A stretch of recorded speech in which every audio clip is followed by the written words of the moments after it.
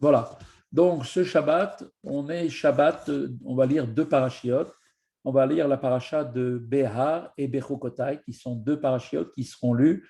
On les lit avant pour que ça corresponde toujours. C'est ce qu'on lit toujours, en fait, avant la fête de Shavuot, qui va arriver avec l'aide de Dieu, les Tova. Alors, on voit dans la paracha de Bechukotai que, en fait, il y a une chose assez incroyable, c'est que on reçoit de toute une série de malédictions qui sont des remontrances. Et donc, on va s'apercevoir, d'après l'explication de la Chassidoute, qu'en réalité, il s'agit en vérité non pas de malédictions, mais des plus hautes bénédictions. Alors, le Rabbi commence cet enseignement en nous disant que, voilà, on trouve dans la paracha de Bechukotai, donc des versets, comme on a dit, des versets de remontrance, des mises en garde qui sont adressées au Bnei Israël par Akadosh Baruch Hu, afin que les Bnei Israël ne transgressent pas les paroles de la Torah.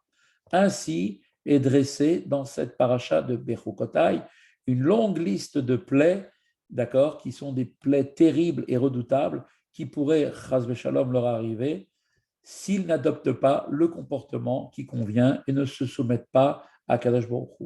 Si l'on s'en tient uniquement au sens simple des versets, il y a ici effectivement là des malédictions effroyables et terrifiantes.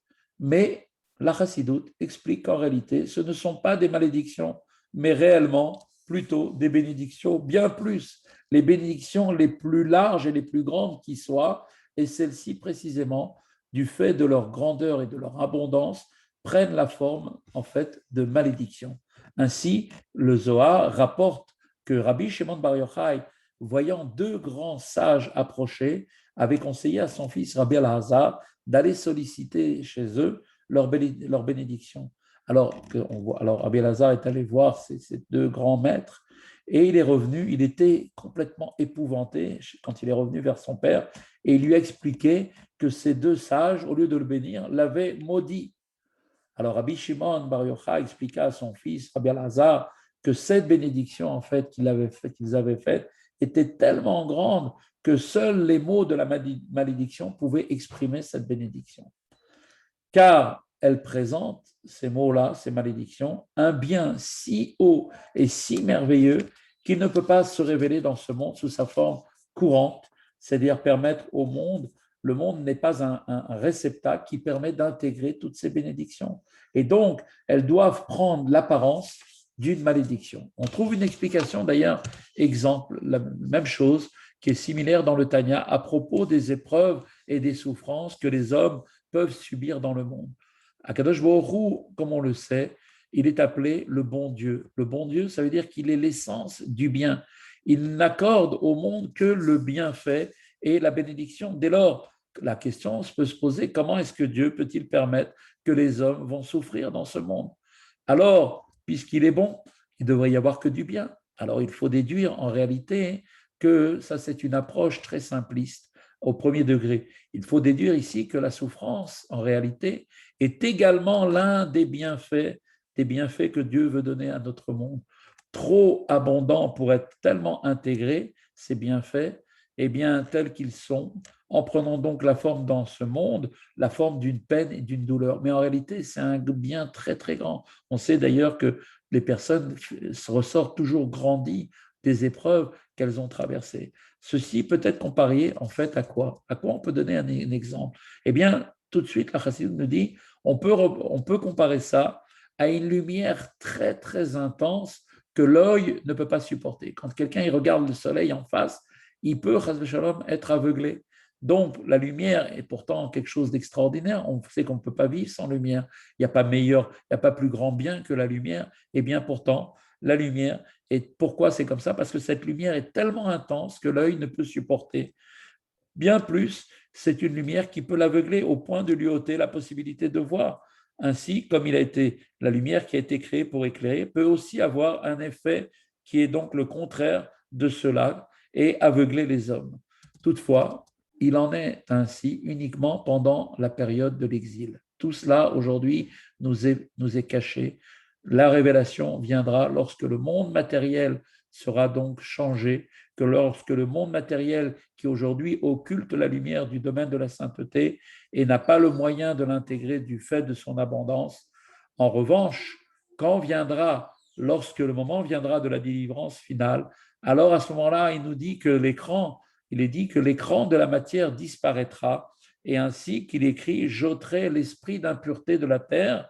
Et dès lors, à ce moment-là, il est dit dans la prophétie de Ishaïa, à ce moment-là, il est dit que Dieu fera disparaître et tout le monde verront, tout le monde, l'humanité verra tout entière l'immense bien qui était enfoui dans les souffrances de ce monde. Et c'est à ce propos de ce verset qu'il est dit, je te rendrai grâce éternelle lorsque le Mashiach viendra. Pourquoi je te rendrai grâce? Car tu m'as réprimandé pendant le temps de l'exil en m'infligeant des souffrances. On prendra conscience de la valeur des souffrances de l'exil qui ont été pour nous un bénéfice extraordinaire. Et c'est pour ça qu'on remerciera Dieu de nous avoir donné toutes ces souffrances, parce qu'on comprendra seulement à ce moment-là, quand viendra Mashiach, qu'il y aura une révélation qui nous seront permis à ce moment-là de comprendre le but final de tout cela. Qu'est-ce qu'il ressort de tout cela? C'est que celui qui accepte ces épreuves avec amour pendant le temps de l'exil, eh bien, il aura, cette personne, le mérite d'observer le bien qu'elles contiennent quand le Mashiach viendra. Et donc, à ce moment-là, il percevra la dimension profonde de ce que sont les épreuves qu'il a traversées. Tout ceci vient nous expliquer aussi que ceci explique aussi que la chassidoute, comme on le sait, qui est le début de la révélation de la dimension profonde de la Torah que l'on obtiendra après la venue du Mashiach, comme l'avait expliqué donc le Mashiach au Baal Shem Tov, en disant que commence à partir du Baal Shem Tov le processus de la révélation du Mashiach qui se terminera avec la connaissance de la Chassidoute qui sera révélée partout dans le monde. Eh bien, quand on arrivera avec la Chassidoute, avec cette révélation qui sera faite, eh bien, à ce moment-là, on atteindra le niveau de Mashiach. Mais d'ores et déjà, dès à présent, à l'heure actuelle de l'exil, pendant le temps dans lequel nous vivons avant la venue de la révélation, une partie des bénédictions qui sont dissimulées dans ces versets de remontrance, ce sont déjà, effectivement, ces bénédictions se sont déjà réalisées. Ainsi, un verset de la paracha de Bechukotai nous dit, par exemple, c'est marqué là-bas, que 10 femmes feront cuire le pain dans un seul four. A priori, on pourrait dire que c'est quelque chose d'effroyable. Ça veut dire que la pauvreté sera tellement grande qu'il va falloir utiliser un four pour 10 femmes, pour 10 familles. Alors, en vérité, Rabbi Levi Yitzhak de Berditchev explique que ces 10 femmes, en réalité, spirituellement, elles représentent les 10 forces de l'âme qui ne fonctionnent pas toujours en harmonie.